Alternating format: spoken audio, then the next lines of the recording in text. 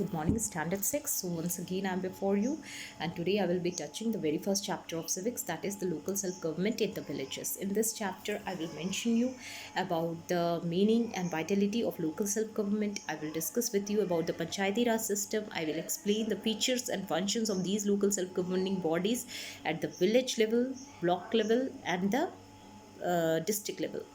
Now let's move to the topic. As you all know that India is a very big country with a population of 1.3 billion. So sorry, 1.35 billion.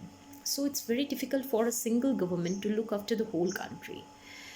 Now, you are also well aware that the division of the country into 28 states and 8 union territories has been done so that the governance system can be provided to each and everyone living in the country. And you know that most of the population in India live in the villages. Approximately 60% of population is living in village. So in order to provide the democracy at the grassroots level, the concept of local self-government has came into picture. Now, the local self-government, what is its meaning? See, the government which is run by the local people and who looks after the needs and requirements of the local people and as well as the well-being of the local people, that is a local self-government. Now, this government is run by the help of local people. Now move to the vitality of this local self-government, how it is advantageous to the democratic setup of India. See, you all know that we are living in a democratic country called India. And this, what is the meaning of this democracy?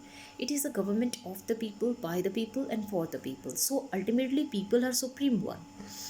So, in order to provide the governance system at the grassroots level, the local self government plays a prominent role in this.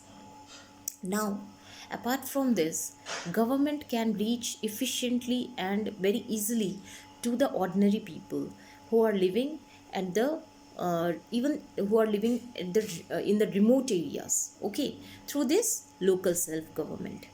Now, apart from this, if you will see, the local self government helps to lessen the burden of the state as well as national government. How? As you know, the government has been divided into three different parts. The national government looks after the whole country, the state governments looks after their own respective states, and the local self government looks after the people who are living in the villages, small towns, or the small localities. Okay. Now, when when there is a local self government, definitely the burden of the state government as well as the national government is minimized. Now the government which are present at the national and state level, they are more able to focus on the national issues because there is a local government to look and cater the needs of the people living in the local level. Now, apart from this, the local self government, it provides a training ground for the local leadership because when the locals in this local self government, we know that the government is run by the local people. Now being involved in the governance process, the local people became well aware how to run the government, what are the different things which had to be handled, how to be handled. So ultimately it gives them practical idea to run the government and thus prepare them for the wider role in at the central level or the state level. Now, as you know that the local people who are living in the villages or the small localities, they are well aware about their problem. They know their problem in a more efficient manner in comparison of an outsider. So ultimately, when the government is run by them, they are in a better position to meet the needs and requirements, to solve the problems in a better manner.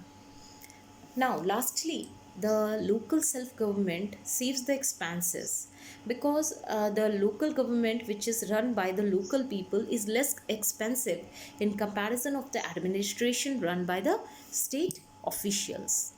Now, let's move to the Panchayati Raj system. See, the idea of Panchayati Raj, it was firstly given by Mahatma Gandhi. Mahatma Gandhi had a vision of India which which has its villages especially the self-reliant and independent. Mahatma Gandhi had a firm faith that India can develop only when its villages are self-reliant and independent. And with this motive, he had given a vision of India with a Panchayati Raj structure. Now, this vision of Mahatma Gandhi was adopted by the government of India. But before this adoption, I would like to move to the process of its how it was suggested, how it came into implementation and action.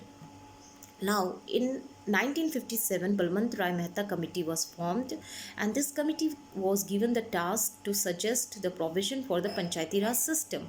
So, this Mehta Committee, they recommended the Panchayati Raj system in order to establish the democratic decentralization in India. Now, what is meaning of democratic decentralization? It simply means the division of power. Okay, the power is divided in India. The whole power is not concentrated in the hands of any of the government, whether that is your national government or state government or your local self government. The power is divided. The national government has the power, although you can say that the national government is more powerful, but it doesn't mean that the whole power is concentrated in the hands of the national government. So decentralization of power helps to check and balance the power. It protects the power from being misused. Balwant Rai Mehta Committee finally gave a three-tier system for Panchayati Raj system. First of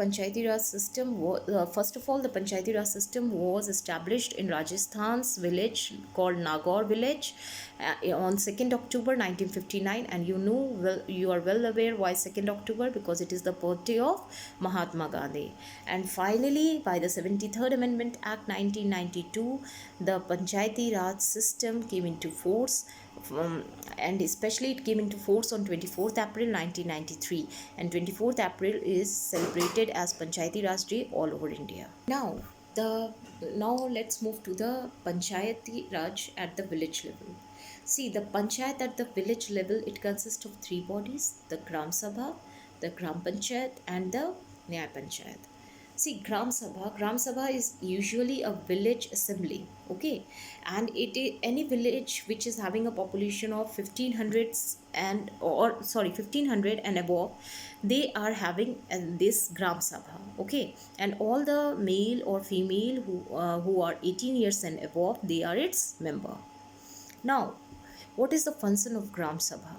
See, the function of Gram Sabha is to elect the members of the Panchayat, to approve the annual budget, also have the power to remove the member from the Panchayat. They also look after the problems of the people. In short, we can say they discuss the different problems and difficulties faced by the people living in the villages. Let's move to Gram Panchayat. Gram Panchayat is actually the executive body of the village assembly, that is Gram Sabha. So the executive body which implements, what is the meaning of executive body? Which implements the law, okay. So the laws which are made by the Gram Sabha or the village assembly, that is implemented by the by the Gram Panchayat. Now, who are the members of the Gram Panchayat? See, Gram Panchayat, the members of the Gram Panchayat are actually elected by the members of the Gram Sabha, and they are elected for the term of 5 years. Okay. Now, the member of the Gram Panchayat, the number of members as well as the size of the Gram Panchayat, it depends upon the size of the population of the village. If the population of the village is very high, definitely the members will be more. If it is less, definitely the members will be few one. Let's move to the Gram Panchayat election. See, the members of the Gram Panchayat, they elect their head, who is known as Sarpanch, Mukhya or Pradhan. Now, the Sarpanch, he is also elected for the term of 5 years, and his main duty is to call the meeting of the Panchayat, to preside over them and coordinates the activities of the Panchayat. Panchayat usually meet once in a month, and all the decisions are taken by the majority vote. But suppose in case of tie, the decisive role will be played by the vote of the sarpanch. Okay. The Gram Panchayat is responsible for providing the basic civic amenities to the people living in the villages. Now let's move to the function of the Gram Panchayat. The first one is it looks after the village road and street lighting. Next one is it also looks after the healthcare of it also maintains the healthcare of the village by setting up the dispensaries, by establishing primary healthcare centers, and also by maintaining the sanitary facilities in the villages. It is compulsory for the Gram Panchayat to establish to establish schools for providing primary education to the children living in the village. It implements the different development programs made by the government at the village level. Apart from this, it also establishes the various libraries, the build gardens and parks, and also organizes the village fairs. To carrying out all these activities, to implement all those developmental activities, it needs money, and from where they get their source of income. In this we will see that the major source of income of the Gram Panchayat comes from the grant or aid given by the state government. Apart from this, sorry. Apart from this, they also get their source of income from the taxes which are imposed on village land, cattle, water bodies. They also get their money from the sale of the village property. Apart from this, they also get the source of income from the various fines which they impose on the village offenders. Let's move to Nyay Panchayat. Nyay Panchayat is a judicial body which functions at the village level, and it plays a prominent role in providing quick and cheap justice to the poor as well as to those people who are living in the villages. We can say it is a body which helps to maintain law and order in the village. Now let's move to the function of Nyay Panchayat. It looks after the petty civil and criminal cases like minor theft, quarrels, etc. It also may take up civil cases involving money disputes which should not exceed 500 or more. Nyay Panchayat, as it has a responsibility to resolve the dispute, it can also impose fine on the offender, but it did not have the power to send the offender to jail. Thus, we can say that Nyay Panchayat provides quick and cheap justice to the poor without resorting to expensive lawsuits. Now, let's move to the block samiti. See, different villages, when they join together, they form block, and the local self-governing body at the block level is known as block samiti. Now, let's move to the composition of the Panchayat Samiti or block samiti. See, all the sarpanch of the villages who are linked with that block. Second one is your members of state legislative assemblies and member of parliament belonging to that block. Representatives of scheduled caste and scheduled tribes are also their members, and apart from these, the seats are also reserved. 1/3 seats are reserved for the women. So like your Gram Panchayat, blocks Panchayat or block Samiti or Panchayat Samiti, its term is also for 5 years. See, now what is the function of this block Samiti? See, they supervises the working of the village panchayats in that block. One is that they prepare the development programs for various fields for the people living in that block. Samiti also played a prominent role in setting up the various small scale industries as well as the cottage industries. What is the major source of income for this block Samiti? See, the major the Gram Panchayat, they also receives the grants or aids from the state government.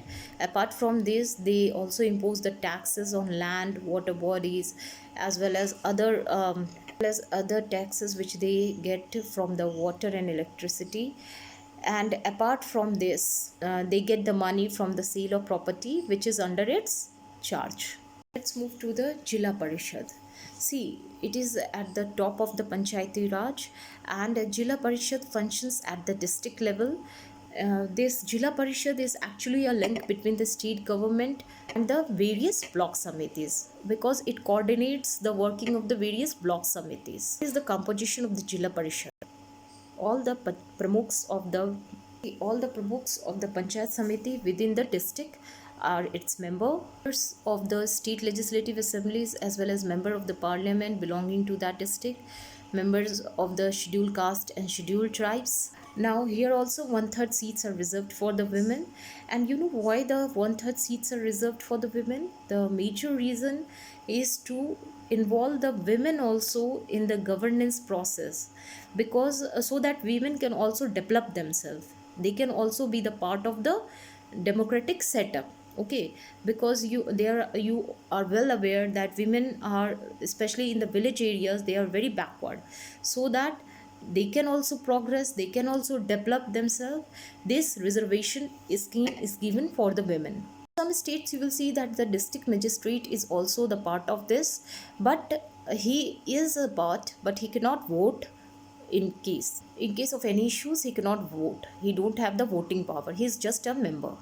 Among these members, a chairman and a deputy chairman is elected. A Zilla Parishad has a full-time paid secretary and few staff members, okay, appointed by the state government. And the term of Zilla Parishad is of 5 years. Now come to the function of the district. Now let's come to the function of Zilla Parishad. See, it coordinates the activities of the Gram Panchayats as well as the block samitis. Zilla Parishad has a responsibility to implement the 5-year plans as well as other developmental programs for the rural development. See, it also, as I have mentioned you, it is a link between the state government and the various block samitis or the Gram Panchayats. So ultimately, it mentions the government about the development, community welfare development programs undertaken by it, and how the Gram Panchayats or the block samitis are performing. So it is, you can say, it is a mediator between the state government and the other local bodies, having the responsibility to establish primary and secondary schools in the locality for the development of education, allocates the funds received from the government to the block samitis. Now let's move to the income of the Zilla Parishad. See, here Zilla Parishad also, like Gram Panchayat, like block samitis, they also receive the grants from the state government. Apart from this, they impose the fines or taxes on road, land and others, and these are especially their source of income to carry out the various activities in the locality. As we have seen, there are different provisions which are made by the government to ensure the efficiency of these local self-governing bodies. But then also there are some challenges which are faced by these local self-governing bodies, and which I will discuss with you now. First one is the shortage of the fund. They are not able to carry out the functions or activities for the development of the localities because of lack of fund. Second one is your elections are not held in time. Because of this, there is a lack of coordination, there is a lack of implementation of various programs. Sorry, it is not lack of implementation, but it is delay in implementation of various activities, delay in the coordination of the samitis or the panchayats. Now, if you will see the members of these samitis or parishads, you will see they are mostly from the rich and influential family. Okay, so they cannot be called as a true representative of the people, because on the basis of the money and the influence, they win the election and became the part of the system. But that is not the true definition of democracy, and even it is not the true implementation of the Panchayati Raj system. Now, in order to meet these challenges, the government has amended the constitution. It means it has brought some modification in the constitution. Because of these modifications, now there are certain changes which are made These changes are, see, first of all, there should be a proper allocation of the resources, as well as adequate fund should be provided to the to the local self governing bodies, so that they can carry out the programs and activities efficiently. Second one is your reservation for women. I have mentioned you that reservation to women are given because women, being the backward part of the society, they are not able to participate in the governing process. And I want to mention here you that Mahatma Gandhi and many leaders, they believe that if women remains backward, country cannot develop, because men and women both are important for the development of the society. So ultimately, with this view, the to bring the women's forward in the society, in the governance system especially, the reservation system has been provided. One third of seats are reserved in the block samiti level, at the Jilla Parishad level. We have seen one is that ensuring that elections are held every 5 years. And the last one is your reservation for scheduled caste and scheduled tribes. See, the scheduled caste and scheduled tribes are the backward peoples of the society. They remain backward because of the many reasons and the exploitation, especially by the upper caste. So ultimately, to bring the backward section of the society in the mainstream of the society, the reservation to this scheduled caste and scheduled tribes are given in the local self-governing bodies. So students, here the chapter is over. Please go through the question answers and the especially through the chapter. I am giving you the question answers homework, and if there is any problem, please mention me in the comment. Thank you.